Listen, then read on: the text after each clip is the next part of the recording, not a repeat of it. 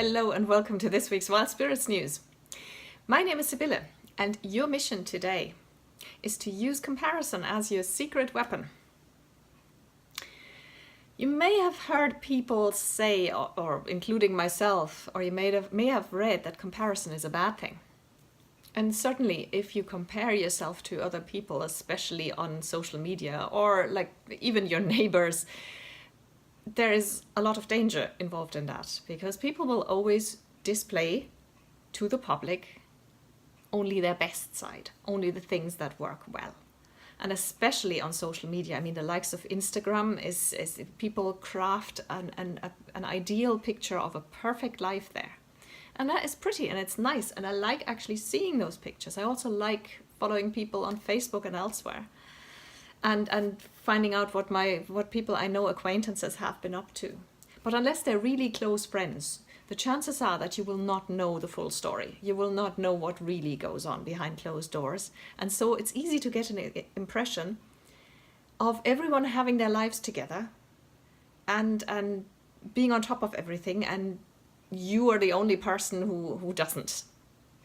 So yes, in that context, comparison is absolutely a bad thing. However, comparison can also be a good thing, and you may have heard or read about this as well. People say you should compare yourself only to your own past self. So you should only compare your progress to where you were a year ago or 5 years ago or something like that. And that would make you feel good because it shows you how far you've come. That is certainly true, but it's not even the whole story. Comparison can be like a turbo in your life. And your mission today is to learn how to use and utilize this turbo for your advantage. And your first task in doing this is to know your values. Values are, unlike beliefs, something that belongs to you. It's at the core of your character and your personality. Beliefs can change. Beliefs are learned and they can be unlearned and they can be changed. However, your values are who you are at the deepest core. We all have values, we all have many values, but in exercises or in coaching seminars, you're often asked to determine your top values. And I recommend that too, just a few to concentrate on. That gives you a bit of an idea of who you really are, of what makes you tick. And it's very easy to check everything that you undertake, everything you do in your life, and the people you surround yourself with, and the work you do, and so on and so forth, against your values, because that'll show you very quickly whether you're doing something that is not really aligned with yourself or whether it's something that you should definitely pursue. So if you Google what are values or list of values, you will get a couple of results from coaching pages with lists of values. If you are part of the community of Wild Spirits, then you have got a link with this week's email for a download of a list of values. And if you want to join us, you can do that. I'll tell you at the end of the video how you can join us. So what you do with a list of values is to look at it and very intuitively check those that you think apply to you. Now, some examples of values could be honesty or openness. A value could be freedom or personal independence. Making money could be a value. This is often connected to the freedom. If somebody wants to be independent, they want to make their own money. So if your top value is making your own money and being independent, then you're probably not going to be happy in a life situation where you're dependent on somebody else's income. These kinds of things, this is what I'm talking about. Honesty, I already said honesty. Family could be a value. There's making a difference, changing the world. All these things can be values. So take some time. And with the knockout principle, take the values that immediately jumped out to you, that you related to, and try and narrow them down to your top 5. Your second task is now to use comparison to evaluate your progress. And you do this in 2 ways. First of all, you take your goals, and I hope you have written goals. And if you've been listening to me for a while, you hopefully have written goals that you write down and review regularly. And if you don't, start now. Because the 2% of people who have written goals that they review regularly are invariably the most happy and successful people on the planet. So there is something to this. So the first way you use comparison is to look at your goals and to look at the progress of your goals. This is what I mentioned at the beginning of the video. You see how far you've come.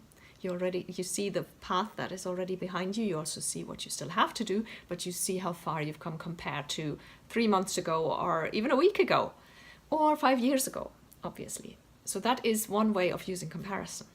And the second way is to gauge what you do and your goals and the things you work on, how you spend your time in your life against those values that you've determined in task number 1.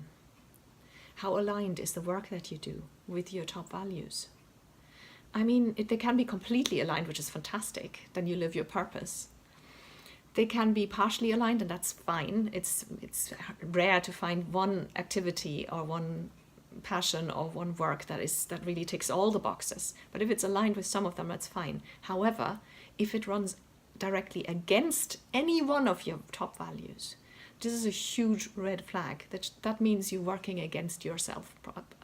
And this can lead to all sorts of problems, including physical illness. A lot of people get very sick when they force themselves in a life situation or in a work situation that runs against their values.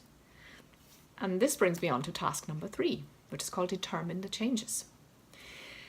So now you've got all these results from, you gauged your progress, you compared yourself in terms of your goals and your progress on your goals, and in terms of how what you do aligns with your values. Now you have a lot of material to work with. And by the way, I want you to write this down. If you haven't done it yet, then pause the video now and write all this down, because it's very important to have it in front of you in writing. So now your third task is to determine where you need to make changes. This should be fairly obvious now. If you've done task 2, you see exactly the area you need to make changes or you need to work on. Sometimes you need to change, sometimes you just need to progress it further. So task 3 is to determine the next step to take in each of those areas that you've identified, or each of the goals. Just one step. Now, this needs to be done before the end of this video or right afterwards. It needs to be done right now. Write down, again in writing, one step, just one. And this needs to be done within the next 24 hours. So one step per area. So it doesn't have to be a huge step. It can be a really small step. However, it needs to be tackled within the next 24 hours. If it's a larger step, you might only be able to start on it. But as long as you get started within 24 hours, you're fine. You don't necessarily need to complete the step. It really depends on what it is you're doing. But it's very important to take the first step and to get into action and to create that momentum. And then you're done, and you only have task 4 to do, which is to let me know. What has come up for you during these exercises? What are your values? What are your goals? Where can you use comparison to actually propel yourself forward? I'd love to hear what your thoughts are and what your insights were about this. So just hit the reply button and let me know. And if you didn't get any email you can reply to, that means you're not part of the Wild Spirits community, and you should definitely join us by going to wildspiritscoaching.com and fill in the little form. You will receive 1 email per week, so it's 100% spam free. You'll receive an email with the link to this week's video, but also a lot of additional information. And there's often recommendations of books and other resources. And sometimes there are exclusive offers that are only for my subscribers that nobody else ever gets to see. So it's definitely worth signing up. Go to wildspiritscoaching.com, or you can Google Wild Spirits Coaching. That'll get you to my website as well. Thank you for watching.